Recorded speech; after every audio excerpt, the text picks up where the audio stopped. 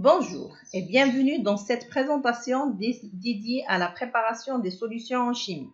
Aujourd'hui, nous explorerons deux méthodes essentielles, la préparation par dissolution et la préparation par dilution. Commençons par définir ce qui est une solution. Une solution est un mélange homogène composé d'un solvant et d'un ou plusieurs solutés. Pour bien vous expliquer ça, un mélange homogène, c'est pour indiquer que la solution est composée d'une seule phase qu'on ne distingue plus avec nos yeux. Lors de la préparation d'une solution, on attend d'un étudiant qu'il soit capable de bien identifier le soluté et le solvant. Pour faire simple, le soluté est la substance chimique dispersée dans le solvant qui est la substance majoritaire dans la solution. On verra juste après des exemples de la vie quotidienne pour illustrer tout ça. Le mélange d'un solvant et d'un soluté nous donne une solution. Le plus souvent en chimie, le solvant utilisé est de l'eau. Et dans ce cas, on utilise un adjectif pour le préciser. On dit que la solution est aqueuse. Donc, dans un exercice ou lors des travaux pratiques, si vous entendez parler d'une solution aqueuse, rappelez-vous que ça signifie que le solvant utilisé est de l'eau. Pour compléter ces rappels et vérifier que vous avez bien compris, je vous propose deux exemples classiques pour préparer une solution. Si je dissous du sucre dans l'eau, la solution est obtenue par dissolution d'un solide, le sucre qui est le soluté, dans un solvant ici l'eau. Pour reprendre les définitions que vous avez donc données juste avant, le sucre est l'espèce chimique qui est dispersée dans le solvant ici l'eau, qui est majoritaire dans la solution. Deuxième exemple, je dilue du sirop dans de l'eau. Cette solution est obtenue par dilution du sirop, qui est le soluté, et dans un solvant, l'eau, qui est bien l'espèce chimique majoritaire dans la solution obtenue. Voilà pour ces rappels sur les solutions. J'espère que vous savez maintenant bien différencier le soluté et le solvant. Passons à la première méthode, la préparation de solutions par dissolution. L'objectif de cette méthode est de dissoudre un composé solide pour obtenir une solution homogène. D'où la dissolution et l'obtention d'une solution par mélange d'un solvant et d'un soluté. Donc, on va faire un exemple de préparation de solution de dissolution du NaOH. Donc, il faut calculer la masse nécessaire de NaOH. Tout d'abord, il faut savoir c'est quoi la normalité.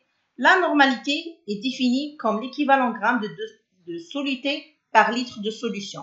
Pour le NaOH, un équivalent gramme est égal à sa masse molaire, soit 40 grammes par mol, car il fournit un seul équivalent d'ion d'hydroxyde. Pour préparer une solution de 100 ml et de 0,1 normal de NaOH, nous avons besoin de 0,4 g de NaOH.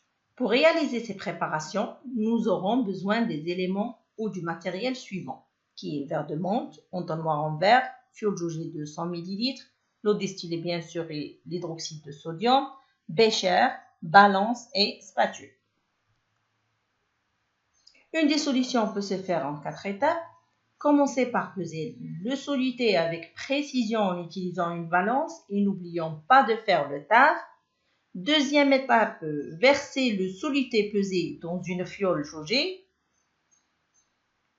La troisième étape, ajouter de l'eau distillée jusqu'à environ 2 tiers de la capacité de la fiole. Agiter la fiole jusqu'à ce que le soluté soit complètement dissous.